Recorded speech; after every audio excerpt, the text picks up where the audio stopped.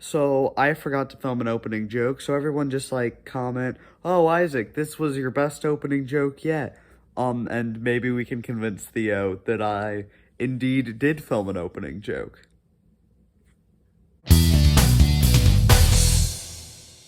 Hello, everyone. And welcome to another Dimension Bros video, of course. So today I want to talk about board games. It's something I do fairly often, but unlike in previous events, I'm not actually making you guys a board game today. Instead, I'm going to be helping you make your own. So, the whole concept of this video is mostly because I have been spending a lot of time reading this, the Call of Cthulhu Keeper Rulebook, which, if you don't know what Call of Cthulhu is, it's a tabletop RPG like Dungeons and Dragons. I'm just making that comparison because more people have heard of Dungeons and Dragons. So it's like Dungeons and Dragons with the concept of there's someone with, big book in front of them guiding everyone else through a story. And I want that to be me, but with Call of Cthulhu instead of Dungeons and Dragons. But anyway, so I've been reading tons of that book. I've been making my own stories to send my players through. And it got me thinking, what goes in to a Lovecraft board game? Now, if you don't know what Lovecraft is, he was a writer who wrote the, stories about Cthulhu. You've probably heard of Cthulhu, even if you haven't heard of Lovecraft. His writing, he specialized in, the concept of being so powerful that humanity could not even imagine that much power. That's what the scariness comes from. The idea that these beings are infinitely powerful. So there are tons of Lovecraft games. Board gamers, tabletop gamers, whatever you want to call us, love Lovecraft. So just to name a few from my shelf, we have Don't Mess with Cthulhu Deluxe. We have, which one is it? We have Cthulhu Flux over here. We have, oh boy, you're not going to actually be able to see the ones down here, are you? Somewhere down here is Reign of Cthulhu. And, and then this here is my Arkham Horror collection. So yeah, there are also lots of, Lovecraft games I'd like to own, but I just don't yet. So, but I do, a lot of research on those as well, because I'm a nerd and do research on games I don't even own. I know how to play many more games than the games I actually own, because I read rule books for fun. But anyway, I digress. So today, I wanted to talk about just kind of what those Lovecraft games utilize. So I'm not teaching you how to make a board game. This kind of requires you already know how to make a board game. It's just more specifically, what things do a Lovecraft game use that properly, make it fit into that genre. So I'm rambling. So without further ado, let's just get into it.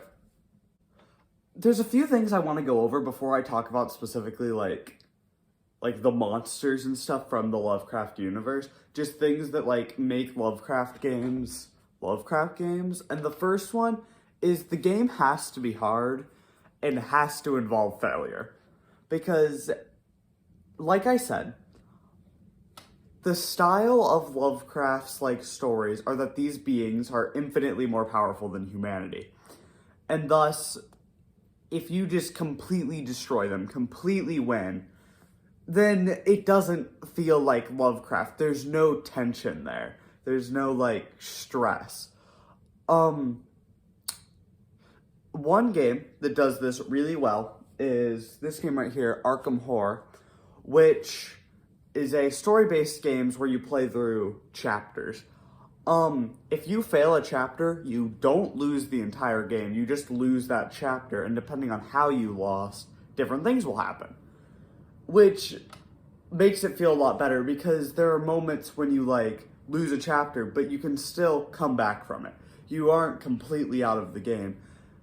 And just, making the game hard and giving some losses makes winning feel so much better, because it feels like you've, conquered it all. You've, through, all these failures and stuff, you've still managed to win. And if you don't lose, you don't feel like cheated because it's not like you lost because of a singular die roll. You lost because this game is hard. You've been hit multiple times throughout the entire gameplay, and thus it just eventually the straw that broke the camel's back rather than hitting that camel with a hammer. So yeah, make the game hard, but because that's just more rewarding. So another major thing you've got to include in a Lovecraft game is story. Because the goal of Lovecraft games shouldn't be to win. Because as I said, they're very challenging. They're supposed to be very challenging.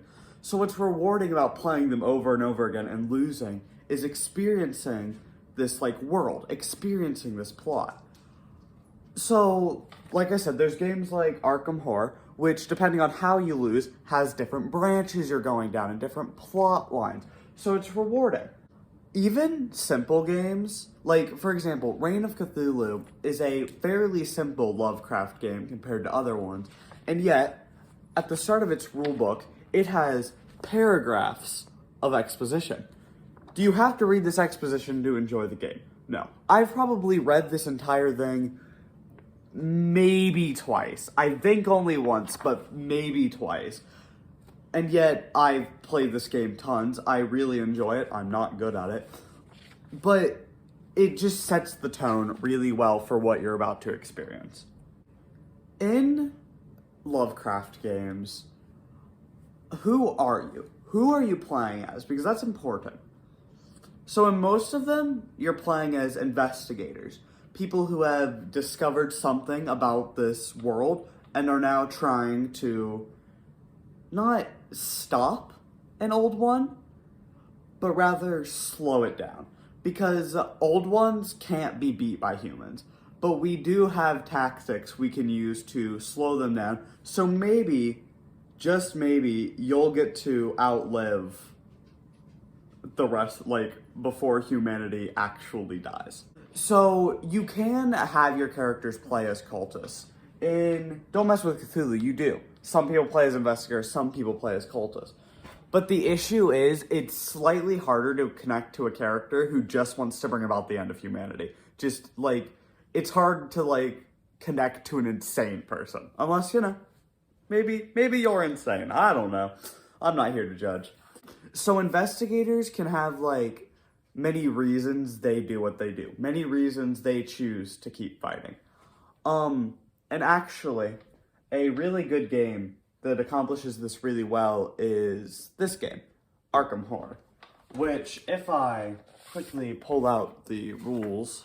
So in Arkham Horror, there are 5 classes. And depending on the class, it kind of explains why your investigator is trying to defeat these monsters, trying to close a gate to another dimension, trying to stop a ritual to summon something. And I quickly just want to like go over. I think these are 5 just really good like groups, like general reasons why an investigator may be doing what they're doing. So you have guardians whose entire thing is they just feel entitled to defend humanity. You have mystics who have discovered some magical power, either about themselves, maybe they discovered a book that taught them magic, but they know some sort of magic. You have rogues who are just here for themselves. They don't want to be around when humanity dies, so they're gonna try to stop that from happening as long as they can. You have seekers who want to learn more about this entire new world. We, as humans, attempt to believe as much as we can about everything. So, seekers are typically drawn by the fact that, oh, there's this whole other world I don't understand. And then lastly is survivors. These are characters who were just dropped in the wrong place at the wrong time and are just trying to survive. So these aren't like the only options. Obviously, if you've got an idea for like a better like reason for the investigators to be doing what they're doing, go for it. Maybe yours doesn't even have investigator background, but a lot of good, not even just Lovecraft games, but even card games, have it so when you flip over a card, you can read their backstory, which is a really good way of getting you into the mindset of this character, and it's really good to give them some reason to be doing what they're doing. If you give your characters magic, like if in the game they have magical abilities, it should be powerful, but it should also be costly, especially mentally, because you're tapping into this like energies you don't understand. So it's not going to be mentally healthy for you. Magic should be high risk, high reward type thing, where sure, I can cast this spell causing this person to turn to dust, but maybe if it backfires, I turn to dust. And like, it's kind of like that constant balance of do I do this, do I not? It doesn't even have to be magic. In Reign of Cthulhu, there are these relic cards, and every time you use a relic card, you lose a bit of sanity, which is not great, but they're really powerful, like I said. So you want to make it worth it. You want to make it better than other cards that don't cause sanity loss.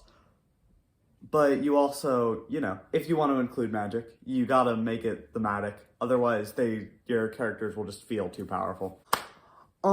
So the next thing is on the topic of monsters. Opposed to what the board games would make you think, Lovecraft did not write these epic stories about fighting monsters with a machete, slicing through monsters, but that may be what you want in your game. And when you do monsters in Lovecraft, you have to make them feel powerful. So there's this board game company called Fantasy Flight Games who makes multiple big card games. Two of theirs are Marvel Champions and Arkham Horror. Now, I think the difference between these two illustrates what I'm talking about really well. In Marvel Champions, you can typically, like, beat up 5 enemies on your turn because, you know, you're a Marvel superhero. But in Arkham Horror, you're lucky if you can beat 1. And even if you can kill 1 on your turn, you've either lost a bunch of ammo, maybe lost some sanity if you're using magic, something like that. So monsters should feel strong, but not insane, because most of them are still tethered to reality. Now, let's get to the fun things, the creatures that aren't tethered to reality. Old ones, outer gods, and all things in between. These are typically the big bads of your story. Everything's been leading up to this. You've either hinted at this character, or maybe you have a track on the board that shows it slowly approaching the mortal plane, and then eventually it hits the table. And this has to feel big, because the entire game should be spent building up to this big, giant creature finally appearing in the mortal world and, like, wreaking havoc. And you've got a few options on how to properly make it a big thing. One is make it a physically, like in your world, the real world, a physically big thing. For example, the 2-foot-tall Cthulhu miniature from Death May Die. I do not think this is a good idea. I think this is excessive. You do not need this. But no one can say that that does not make you feel like this giant thing isn't crazy. Like, I'm hopefully showing the miniature on screen. Look at this. This is 2 foot tall. Jeez. So there's obviously a few other ways that aren't spending $150 for a 2 foot tall miniature. You can do things like in both Don't Mess with Cthulhu and Reign of Cthulhu. When Cthulhu comes out, you lose the game. The entire game is just trying to stop Cthulhu from entering your world. And the moment he does, you lose. Now that's fine, because obviously it makes sense thematically. This is a god, effectively. You can't beat him. You can't win once he's here. But I like the games that let you try. I don't know if you can tell, but I really like Arkham Horror. It's one of my favorite games. So, in Arkham Horror, slight spoilers, not really, but slight spoilers. Most of the game's campaigns end with some showdown with a god. Now, most of the time it can be avoided by interrupting a ritual or closing a gate and escaping before it even shows up. But if you can't, like, win in time, like, if you can't deal with it in time, and this giant being does show up, it's always a huge deal because these enemies are so powerful. I've never, in all my time playing Arkham Horror, I have never beat one of them. You can. I know there are endings that you can read if you beat one of them. But man, those things are powerful. And I'm sure those endings, I'm sure people have reached those endings, but I'm assuming it requires a lot of luck and just a pretty much perfect scenario to kill one of those things. But it is interesting, because that means when it hits the table, I've pretty much lost that point. But I don't quit, because there's this thought in me. What if this is the time I kill it? What if this is the time I get lucky and am able to get that one spell in that kills this thing before it kills me? And it's those moments that really define a Lovecraft game. Those, I've pretty much lost. There's nothing I can do. But I have one thing. One last try. And again, that's what these games are all about. If that try is completed, hasn't been yet, but that's what keeps me coming back. For that one chance, when it happens, when I kill Yog-Sothoth. And with that, is that a whippoorwill? No. Okay, quick. How do I do a dismiss deity stuff? No, please, no!